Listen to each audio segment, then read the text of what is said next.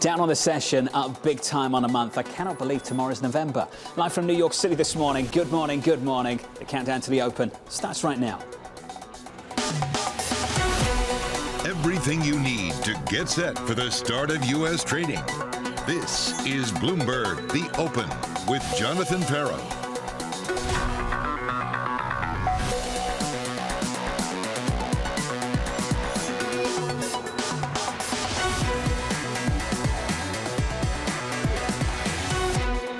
Live from New York City, we begin with the big issue. A step down. Yeah, the step down. A step down. The prospect of a slower pace of hikes. Slowing the pace from a 75 basis point hike at this week's meeting to a 50 basis point hike. 75, 50, 50 is very doable. We are transitioning a new regime. This rate hike cycle has been extremely aggressive. It does make sense to start thinking about a slowdown in the pace of hikes. They're in a tough situation. You will see a step down. They can't take rates up at 75 basis points rate indefinitely. It's really just going to come down to communication in the press conference. The concern is with the rhetoric that they box themselves into a narrative to save credibility. Ken Powell talk about slowing down the pace, but still indicate resolve on fighting inflation. How do you square that circle? Joining us now is Invesco's Christina Company and Matt Dizok of Bank of America. Christina, first to you. Let's go with this question. How do you signal in December what you're going to do before you even get that CPI data in between this meeting and the next one? Absolutely, Jonathan. Thanks for having me in. I think for the Fed, it's going to be about communicating that it's a downshift rather than a change in policy from here. And the difference that we're now at restrictive levels of rates, and we obviously know there's a policy lag for these impacts to come through, and we've been moving so quickly, but it's going to be a challenging road for them to navigate because I think the market has continued to push more and more and more from the Fed. Well, particularly this month, we've just had a massive week of gains, a massive month of gains in the face of this so-called step down, which is driving many of us absolutely nuts. But that's the theme of this week, Matt, so we've got to go with it. Matt Dizok, can you signal a so-called step down without triggering a premature easing of financial conditions?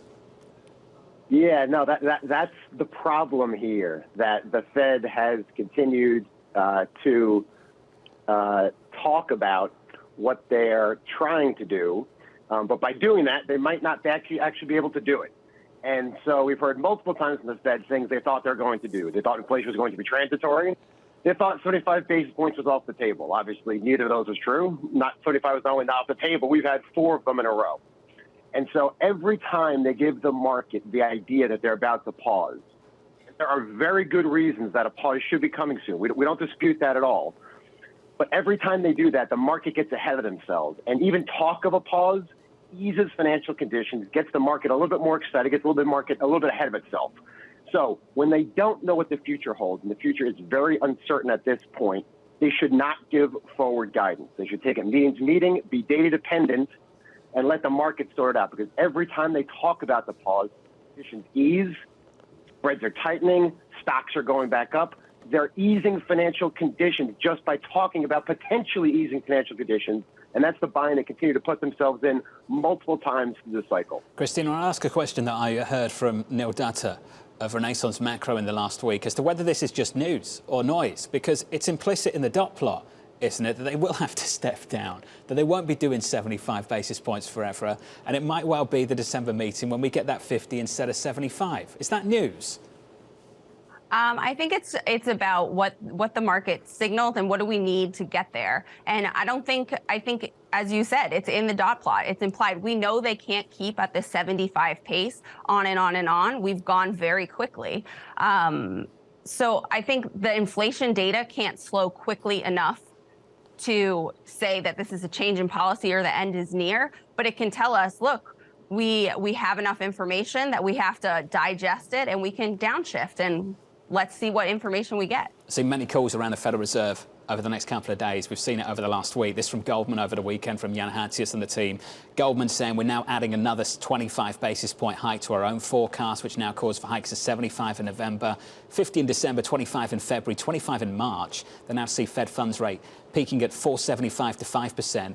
Evercore have got a tidy little phrase. Take a listen to this. The Fed is gravitating towards the slow stretch and raise approach. Slow to 50 in December, but use the new SEP to stretch out hikes with another 25 in March and raise the ex-ante peak rate from 4.5% to 4.75 and the September SEP to 4.75 to 5. Matt, let's talk about the destination and not necessarily the journey. In your view, do you still see any upside risk whatsoever to that terminal rate on a Fed funds? We do. We absolutely do. And again, we do think that range, sort of 4.75% to 5%, we do think that's the right range. But the future is uncertain, and there is, deviation from that range. It certainly could be to that high side. So slow and stretch, as Evercore put it, or amend and extend, as we put it. Yes, we expect 75 this meeting, probably 50 the next meeting, setting themselves up for another couple of hikes next year to get that 5% level. But again, historically, it has been very difficult to get inflation back to where it started. It doesn't usually happen that quickly. And so, again, a 5% rate with inflation 8% is not that unusual. Now, again, there are a lot of things in markets, leading economic indicators going negative, money supply growth, M2 actually also going negative, a lot of signs that inflation should drop. But until you see that, you're not sure if it will. And you just cannot model people. You just don't know how people are going to react to inflation. We've seen goods flatten out, right? But how are people going to stop spending? High-income folks still have a lot of disposable income. The labor market is still exceptionally strong. Usually get to 350 to 450,000 unemployment claims a week at the beginning of a recession. We're at 200,000. So there's certainly a case that they have to do more to get the labor market down. They have to go above 5%, which is why, to Christina's point, it was in the dot plot. Let the dot plot speak for itself. Let the data speak for itself. Let the Fed stop talking, do what they need to do. And again, stop signaling the pause, because you ease financial conditions and you make the pause paradoxically less likely. Well, let's talk about the data as well. And we've got to talk about the economy. And you mentioned a few data points. Underneath the surface in GDP, Christina, it's pretty clear. Demand is cooling. Underlying demand is cooling. If you'd asked me a number of months ago, for whatever my opinion is worth, I would have thought that by the end of the year, the dual mandate would be in conflict. When you look at the labour market right now, the official data we'll get on Friday, you look at the CPI numbers, as yet it does not look like that dual mandate is in conflict. Do you expect it to be in conflict, Christina, anytime soon? We think it does need to, both will come to the forefront. And the interesting thing when we look at this cycle is the cycle has been so compressed. Like coming out of COVID, inflation ramped up so quickly. You've had just such a compressed cycle overall. So we think that the risk that the market's underappreciating is the potential for that compressed cycle on the back end. Is there a potential that inflation comes off quickly? Is there a potential that firms do come back to their traditional behavior and say, look, we need to trim jobs? And I think exactly to your point, the Fed does need to see the unemployment rate go up and maybe actually negative non-farm payroll prints versus the 350 numbers that we've run at for the last 6 months. I think we're looking for 190 this Friday. Yeah. Still at 190K, still in and around 200. Futures right now down 0.5% on the S&P. On the Nasdaq 100, we're down 0.6%. In the bond market, yields a bit higher at the front end, up by 7 basis points, back to about 448. A couple of Fridays ago, 460-ish. So we've backed away since then. On the 10-year, up 3 basis points to just north of 4%. It's not just about the Fed this week. Tons of economic data in between. We've got payrolls on Friday. And we go into the final week of campaigning, going into the midterms next week. Katie Lyne's on top of it all. Hey, Katie. Hey, John. Yeah, a busy week, but really arguably it doesn't start until Wednesday when we get that Fed decision. It's not so much about the actual rate hike this time around. It's likely going to be 75. That is all but a guarantee at this point, the fourth 75 basis point hike in a row. But as you three were just discussing, it's really about the forward view and whether or not the Fed confirms this step down narrative of the idea of only going 50 in December and smaller hikes as well in the beginning of next year. So that press press conference from Chairman Powell is going to be absolutely crucial. And as Matt was just talking about, this Federal Reserve is going to be following the data. And we do get a lot of data this week. On Thursday, the day after the Fed decision, we will be getting jobless claims. 220,000 is what we're expecting. So roughly in the range of what we've seen for the last several weeks. But that is not a super material softening in this labor market. And of course, that is what the Fed would like to engineer. They want to see demand for labor coming down, which makes Friday's payrolls report crucial. You were right, John. 190,000 on non-farm payrolls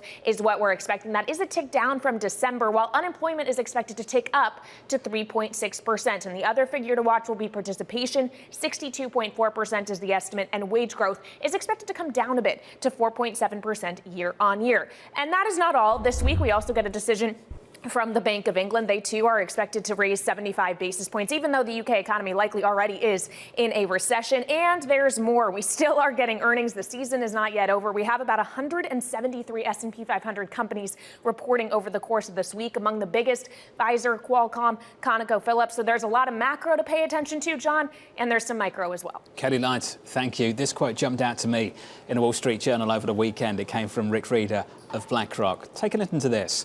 I'm more excited going into 2023 than I've been in a really long time. Rick went on to say, because we're going to have so many different opportunities. I'm looking forward to catching up with Rick later this week on Friday. Christina, do you share that view from the fixed income side, that 2023 is lining up to be a year of opportunities? And if you do, where are those opportunities right now? Yeah, we absolutely do share that view. I think with this potential for the Fed to shift into next year and get closer to the end of the cycle, it opens up a lot of opportunities. In particular, I think the dollar is at a 42-year high in real effective terms. We see that roll over once we have some clarity on the Fed. So we think foreign exchange looks interesting, especially on the emerging market side. I think EM foreign exchange sometimes gets a bad rap because it's only looked at versus the dollar, but versus a broad basket of DM currencies, it's actually done well, and we continue to like that for next year. And there's a couple other things that strike us. Japan rates are probably an asymmetric to go higher with a potential shift next year for the BOJ, and Brazil assets as a whole on the back of this presidential election. We think there's a lot of opportunity there too. Matt, do you agree with that sentiment? Yeah, are you kidding me? Am I excited? I'm popular for the first time in my career, if not my life. This is good. I'm with Rick, man. As a bond nerd, like, we're pretty happy right now. You've got 4% plus. National municipals around 4.25%. That's tax adjusted yield for a high tax rate person. 4.25% yield on municipals. Again, you're seeing rates that are not just attractive in the last decade, attractive in the last 20 years. Short corporates, close to 6%. High yield, still not recessionary, but in that mid-9 level. Preferreds, particularly the fixed to float preferreds, the institutional $1,000 par ones, they look relatively attractive here. We feel, in general, a 60-40 portfolio from this point forward is offering some of the best medium to long-term returns that we've seen easily in the last 10 years. So bonds are finally able to do their job again. They can diversify now in two ways. They can give you additional income.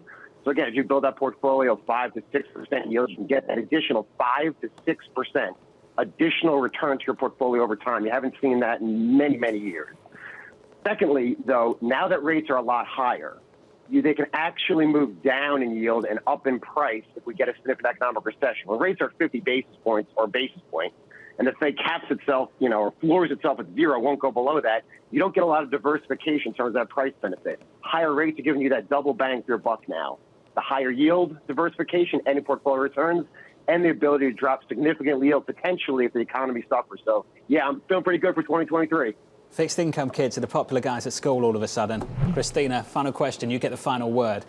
Do you think this is the new normal or just a moment in time? Is this the new normal or a moment in time?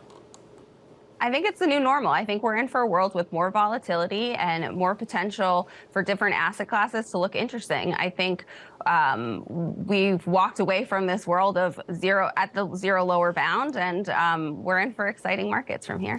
Keep hearing this again and again. Christina, thank you. Christina Campmany alongside Matt Diesel. Futures right now down about 0.5%. Let's get you some movers going into the open. Here's Abby. Hey, John. Well, after two big up weeks, we are taking a pause here for U.S. stocks, at least ahead of the open. And one sector that's under pressure, energy, with oil down more than 1%. We're seeing tremendous underperformance, though, from Brazilian assets. This, of course, on Lula's presidential win. Assets are down overall. One index just opening down more than 6%. Petrobras really underperforming, down 6.5%. Investors waiting for direction, especially around Lula's cabinet. As for other laggards on the day, Apple is a big drag, down more than 1% after its best day last Friday since July of 2020, on basically being the best house on a bad block among other tech stocks. We also have Alibaba down 1.1%, some weak factory and manufacturing data out of China. On the other hand, Wynn Resorts up 5.5%, more than 40% of their revenue comes from Macau, and Beijing says mainland residents can apply for electronic travel permits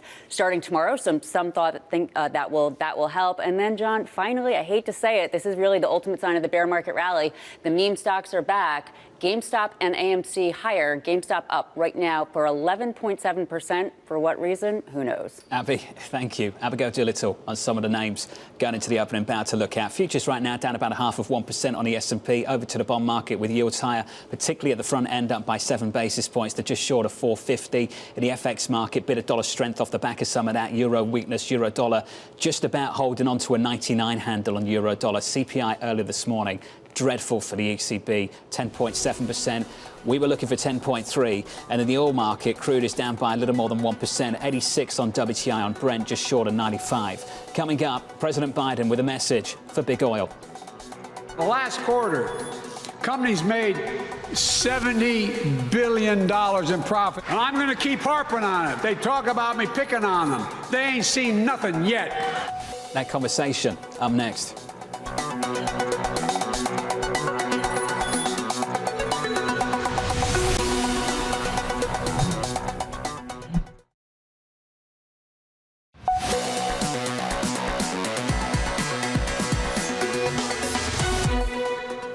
Shell made $9.5 billion. Exxon, $18.7 billion in 90 days. Those excess profits are going back to their shareholders and their executives instead of going to lower prices at the pump and give relief to the American people who deserve it and need it. And I'm going to keep harping on it. They talk about me picking on them. They ain't seen nothing yet. I mean it. It outrages me. The White House taking aim at big oil's record profits. Exxon CEO speaking on its earnings call saying the following: there has been discussion in the US about our industry, returning some of our profits directly to the American people. That's exactly what we're doing in the form of our quarterly dividend. The president firing back in a tweet: can't believe I have to say this, but giving profits to shareholders is not the same as bringing prices down for American families. Team coverage starts right now with AMH down in DC alongside Will Kennedy over in London. AMH, walk me through the latest comments from the president. Well, the president once again lambasting the oil industry, Jonathan. It's pretty easy for him to do when you think of the size and scope of some of these profits. Exxon alone, if you break it down hourly, they made $7 million an hour. And at the same time, the president over the summer has really struggled with his poll numbers, which reflected higher gasoline prices, which is why you see the White House and the chief of staff, Ron Klain, continuously reminding the American people that over the course of the last 14 days or so, we have ticked up the last 2 days, but gasoline prices have come down. One thing we should know, and I know Will Kennedy's over in Europe, which is why I want to bring up this point, a lot of rhetoric from this administration about the oil industry and from Democrats in general. We had Senator Murphy saying if Republicans get in power, these guys, meaning the oil companies, these Republicans are going to do their bidding. But even though the Democrats hold both chambers and have both powers, we have not seen windfall taxes like we've seen in Europe on some of these oil companies. Will, what's the response from big oil? Well, I think the big twofold. I think you've got the Woods position, which is, it's our duty to return it back to shareholders, and many shareholders are ordinary Americans. I mean, that does rather ignore the fact that I think about 90% of shares are held by the richest 10% of Americans. But his point is that, they are doing what their fiduciary duty is, which is to take profits and redistribute them. I think, and be very against the windfall tax. I think in Europe, the things are a bit different. Obviously, in the UK, for example, and in EU, we've had some windfall taxes already. I think there's more of an acceptance that the political weather is changing, and they need to roll with that background. So we had Ben van Beurden, the outgoing chairman of Shell, CEO of Shell rather, saying last week that he understands that higher taxes are coming for the industry given the cost of living crisis and given the exceptional profits that they're making. So I think, as so often with big oil, you've got slightly different situations on either side of the Atlantic. MH, as is also very often, good politics is not the same as good policy. When I hear this, I often ask myself the question, AMH, Anne-Marie, if they're unhappy with these margins, with these capital returns, do they come out and tell you specifically what kind of margins, what kind of capital returns they are satisfied with? Is there a percentage, a number, or is this just rhetoric? This is just rhetoric. But one thing I can say that I know in terms of speaking to officials when it comes to the price of gasoline, which is why they go after the oil companies, of course, and they want to see a lower gasoline price, they say that the margin the refiners are making are way too big. And right now, when you see gasoline hovering around $3.70, officials think that actually looking at the data, it should be closer to $3.20. What they really want to see from all of these companies in the energy industry is to, at this moment, as they are dealing with a 40-year high inflation, gasoline prices, prices of food, gasoline, of course, and all commodities stem into higher inflation of food costs as well, because we are a farm to truck nation. They want to see these prices come lower. So it's rhetoric right now, but they haven't given exact margins, et cetera, and how they think these oil companies should go forth on that path, Jonathan. I don't think we're going to get them anytime soon. Will, I wanted to fit this in. This is serious stuff. The Black Sea grain deal looks like it's breaking down. The Russian ambassador to Turkey and the UN, a key feature in putting this together earlier this summer, saying that we don't see the promises made to us on the easing of our exports were kept. Russia can no longer guarantee the safety of civilian dry cargo ships in the Black Sea initiative. Will, can you walk us through how potentially serious and severe this could be for certain countries depending on those exports? It could be very severe, and you've seen some reaction this morning, as you're showing on your screen there, with wheat futures up as much as 5%, now up about 4% this morning, showing that the market takes this very seriously. It's a fluid situation. We don't know exactly how it's going to work out. John, on the one hand, Russia has backed out of this deal, says it's suspending its cooperation. On the other, the Turks, the UN, the Ukrainians say that the ships are going to keep leaving Ukraine. And some ships have already left this morning, we understand, carrying cargo. So the ball is very much in the Russians' court. Now, Russia faces a very difficult decision here. On the one hand, if it lets the grain keep on flowing, then it will look like a toothless tiger. But on the other, is it really going to disrupt the flow of food out of Ukraine? I know they've done a lot of things that have heaped opprobrium on them over the last year, but actually intervening to stop shipping of grain to developing nations would be a very difficult thing to do. So we'll just have to keep watching. Well, I know this is a massive story for you and the team in London, and we'll keep on top of it with you through the week. Will Kennedy, AMH, down in DC and in London too. From New York, your morning calls up next.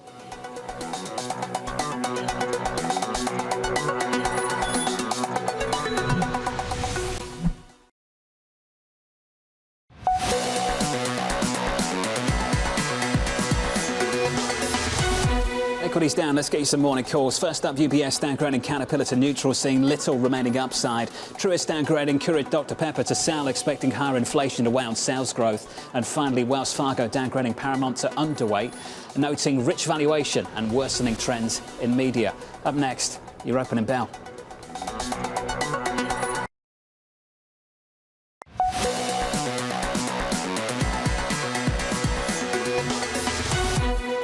"23 seconds away from the opening bell this morning. Good morning. Last week, big week of gains, even with some severe damage done to some big tech names. Futures right now down about 6 or 7/10% on the session. On the month, we're up close to 9% on the S&P. That's S&P 500 futures. Nasdaq futures down about 9/10% going into the opening bell. There is your opening bell. Switch at the board and get to the bond market. Yields up on a 2-year. And that is pushing yields higher across the curve, up 3 basis points on a 10-year to 4.0457. Call it 4.05% on a 10-year, up by 3 basis points. With yields higher, dollar stronger, euro-dollar holding on to 99. Euro-dollar 0.9905 with negative 0.6%. Some euro weakness in the mix off the back of Eurozone CPI coming in very, very close to 11% at 10.7. Our survey said 10.3. The previous number, 10.0. In the commodity market, down 2% on crude, $86 and around about 20 cents. PMIs out of China.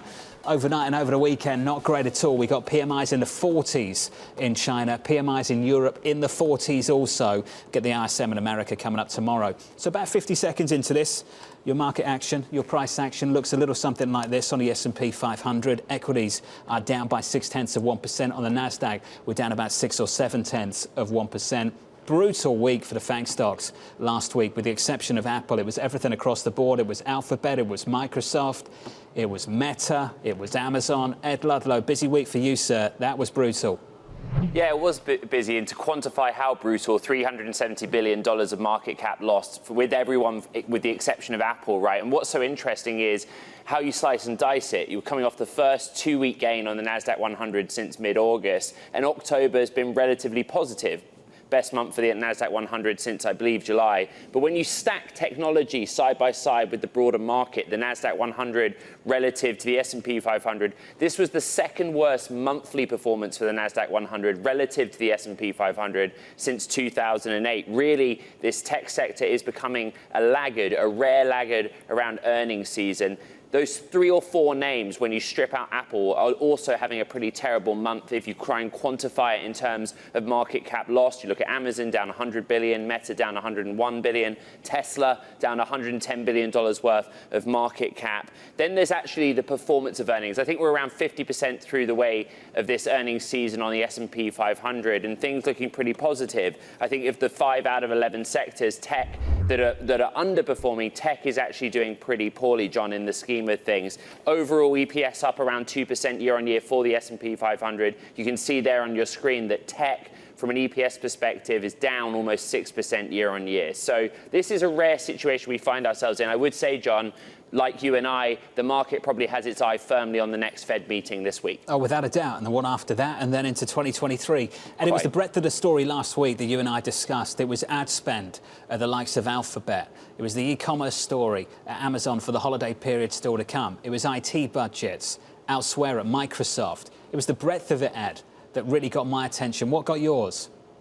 Yeah, I think if you take Amazon as the example, we kind of knew that companies that gave weak current period or year-end forecasts would get punished. But actually, if you look deep into the commentary, they were hit by higher energy prices. They gave some granularity around inflation hitting the consumer. The ad business didn't come in to save the day. Of course, it was weak. AWS showed evidence that corporate spending wasn't good. I think about Microsoft as well, that talked about some corporates putting off bigger cloud projects and doing shorter term, smaller contracts. There's nervousness out there, and it is broad. It's not just the consumer-facing business, but there's some evidence that the corporate story is unraveling a bit too.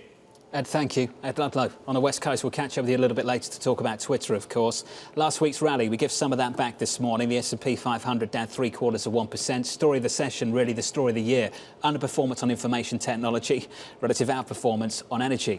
Energy up by about 0.2%. That's where your outperformance is. There in utilities, for that matter. Elsewhere, information technology, communication services down about 1%. IT on the S&P down by about 1.3%. On leadership, Clear Harbors. Aaron Kennan has this to say.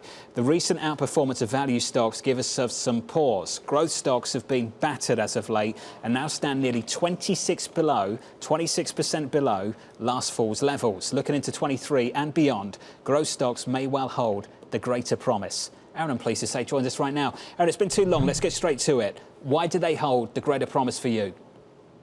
Well, I think if you look beneath the mega cap headline story of last week, Jonathan, and you look at sort of the equal weight, the battering has been even worse. From peak to trough, it's, the average NASDAQ stock was off more than 50%.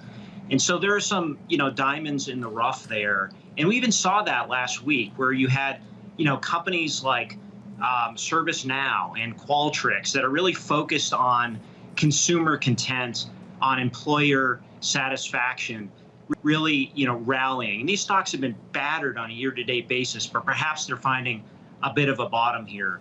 But I think at the end of the day, this is still a story about where does the neutral rate end up residing? Is it at 4.5 or 5 or perhaps higher? Because at the end of the day, we know that the risk-free rate of return is the Treasury market, and discounted cash flow analysis would suggest that multiples will come down if rates continue to go up as we need a higher discount rate. So, lots of risks out there to the growth story for sure. You mentioned the damage. Microsoft year to date down 30%. Alphabet before today down 33%. Amazon down close to 40%. Meta down 70%. Ed Ludlow and I were just talking about the breadth of the weakness that we've seen. It's cloud, it's e-commerce, it's ad spend. If you think about where the durable profit machine is, Aaron, can you give me an idea of what the business model is that actually you want to really strap into for the next couple of years? Well, it's not just in growth for sure. I mean, last week, the story was really an interestingly glass half full story for industrials. Look at Caterpillar. Look at Honeywell, Jonathan. You can see them able to finally push through pricing to the end demand, to the end customer. That's quite a positive story. That was the story for last week. Certainly, we're going to continue to see pressure, I think, in these mega cap companies, particularly on the advertisement front, as we start to see the consumer under further pressure, as those bank accounts, as those money market accounts dwindle after a significant amount of fiscal stimulus that place money into individual and family bank accounts from 2020 and 21 with COVID. That's starting to falter, along with the money supply trends. And so, certainly some pressure for the consumer as we go into 2023. Even on the retail sales front, you saw Japan last night report very strong retail sales. But why is that? It's because the product price has actually gone up. The units purchased has not.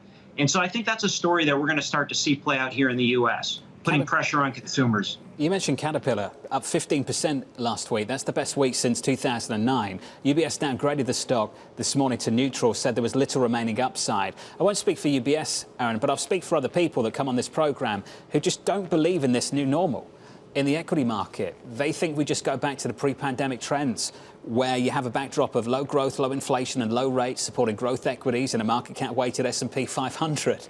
Aaron, is there any question as to whether we go back to that or not? Well, we don't know is the short answer, but certainly we've seen a rotation in leadership.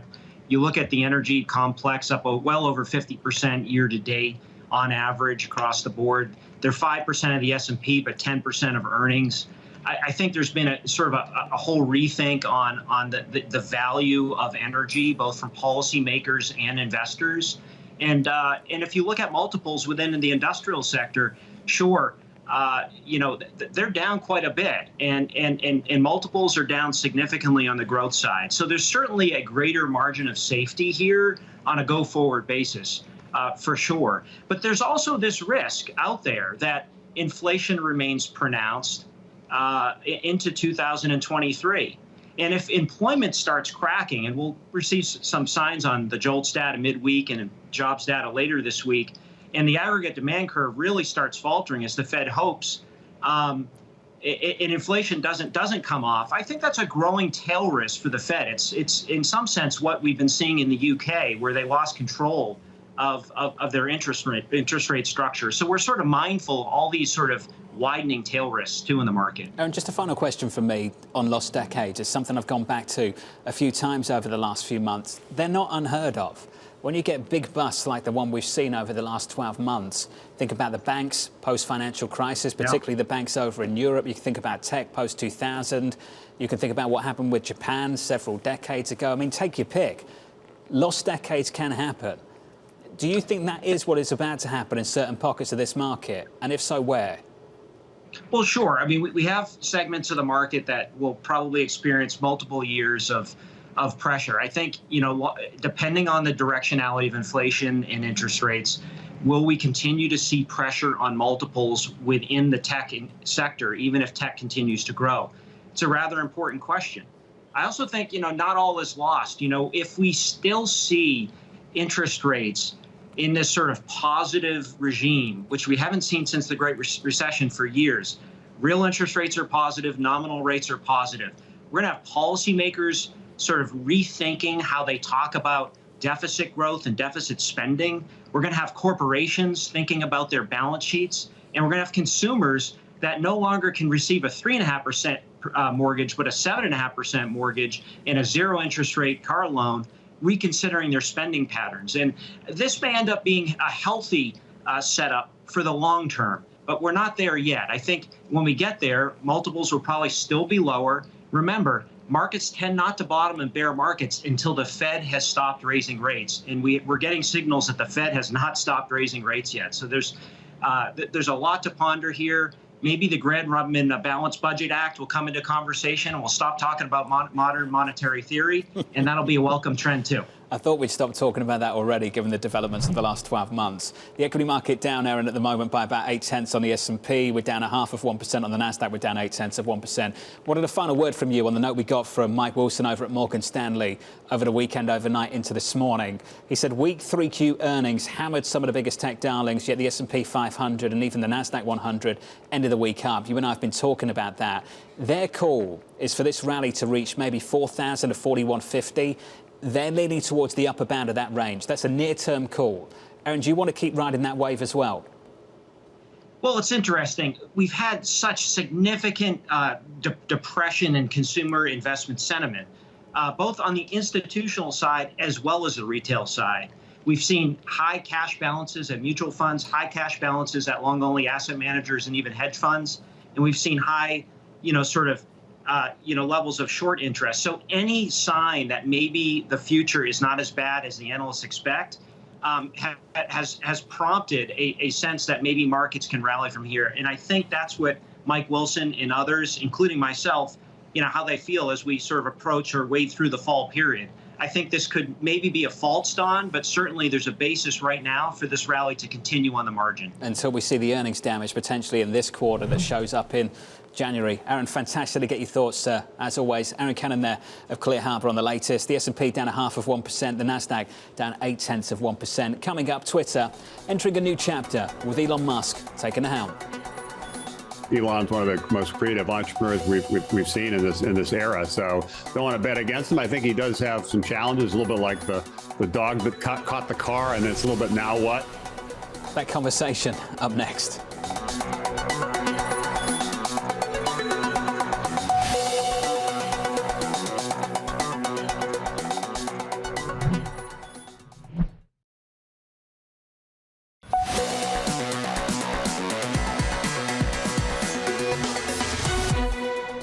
Elon's one of the most creative entrepreneurs we've seen in this era, so don't want to bet against him. I think he does have some challenges, a little bit like the dog that caught the car, and it's a little bit now what. And I know he wants to make some moves around making it more of a town square, but I think he'll need to be careful in terms of making sure he doesn't lose users, doesn't lose advertisers, doesn't trigger more regulations. The Twitter drama showing no signs of letting up now that Elon Musk is in charge. Bloomberg reporting that he's preparing for a round of job cuts, while Musk denies he holds the role of CEO, tweeting the following: "My title is Chief Twit right now. It's right there in the bio. No idea who the CEO is." Ed Ludlow back with us for more.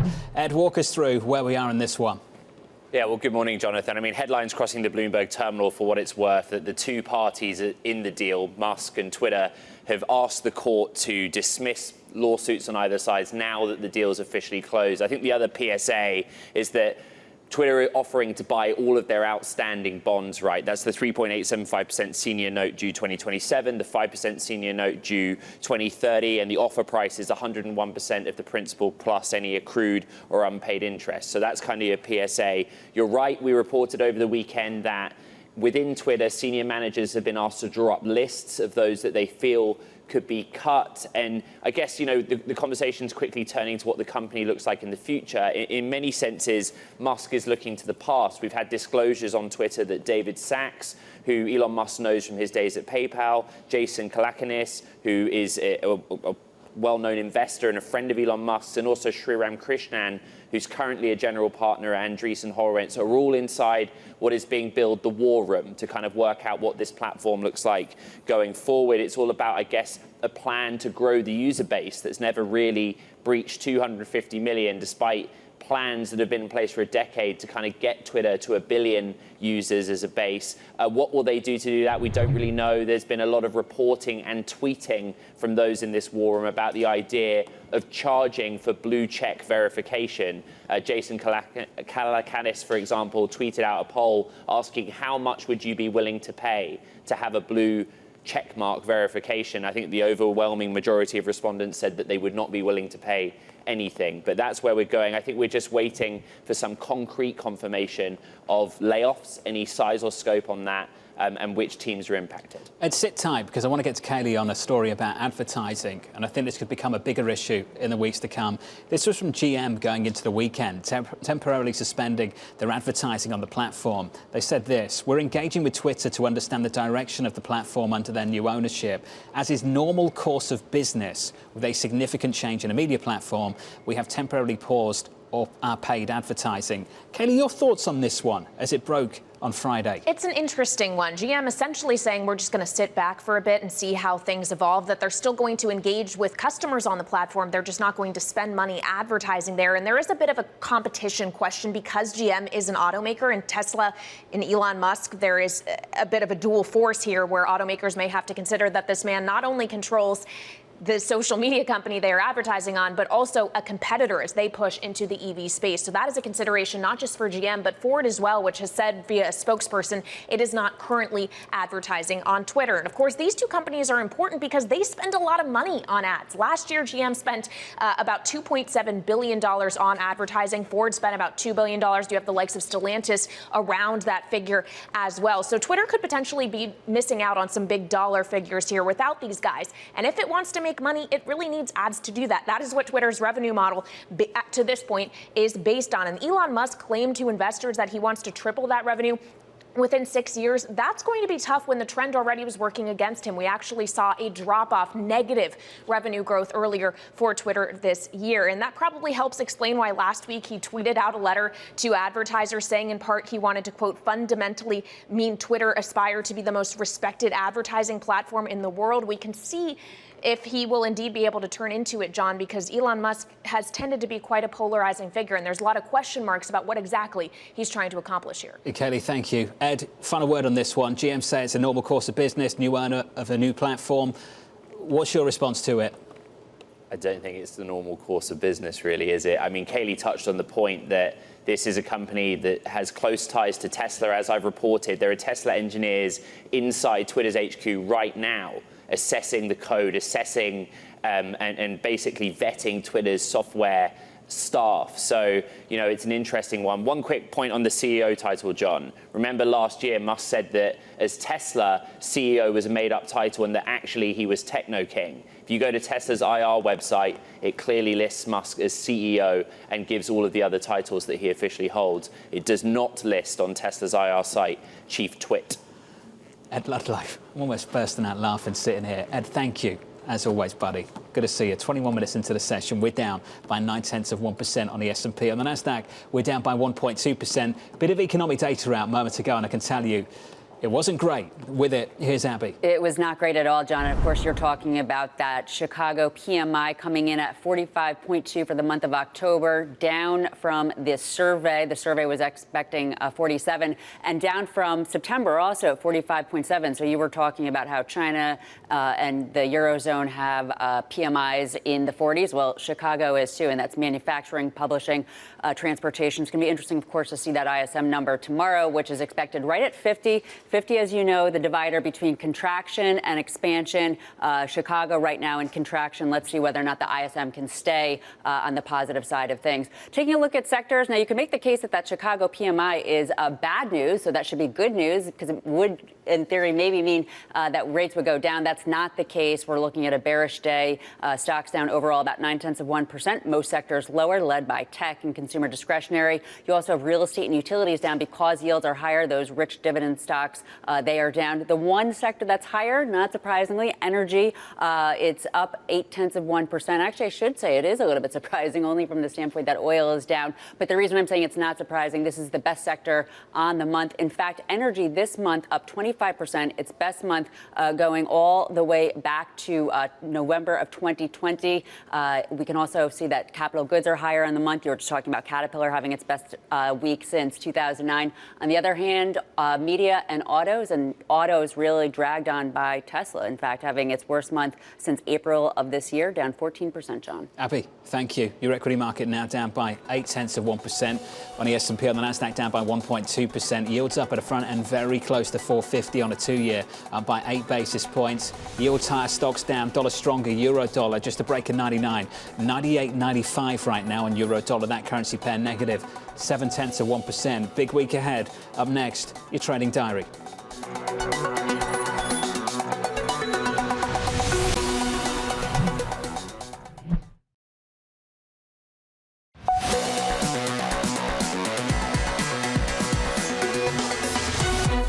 It's a pretty negative start to Fed decision week. Equities down 0.8% on the S&P, and the Nasdaq negative 1.4%. That's the price action.